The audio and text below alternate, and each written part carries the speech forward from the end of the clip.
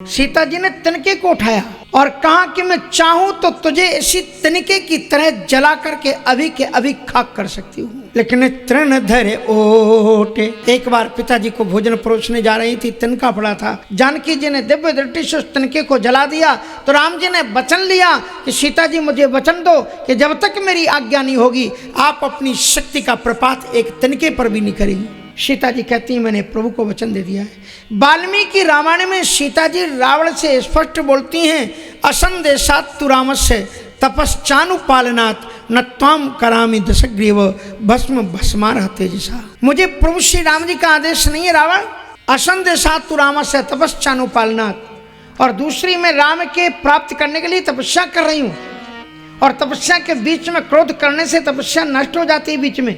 इसलिए राम का आदेश ना होने के कारण और तपस्या चलने के कारण मैं तुझे भस्म नहीं कर रही हूँ, नहीं तो मैं तुझे चाहूँ न त्वाम करामि दशग्रीव भस्म भस्मारः तेजसा। तेरी ये बातें भस्म करने योग्य हैं, मैं तुझे चाहूँ तो अभी भस्म कर सकती हूँ। यह सीता जी का प्रताप। इसलिए तृणधर ओट कहत वैदेही सुमिर अवधपति परम स्नेही। बाद में हनुमान जी महाराज ने देखा कि जब रावण धमका करके चला गया कि मांस दिवस में कहा न माना, सीता जी रो रही थी। वो त्रिजटा से कहते हैं किसी तरह से मुझे अग्नि ला दो ताकि मैं शरीर का परित्याग कर दूं।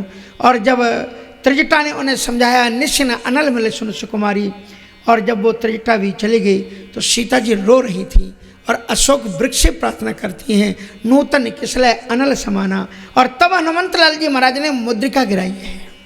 हनुमान जी ने दर्शन दिया, संदेश दिया, कहा कि माँ आप किसी प्रकार की चिंता मत करना, लंका धू धू करके जली। हनुमंत लाल जी महाराज लौट करके आए और राम जी को उन्होंने सीता जी की पूरी सुधि बताई।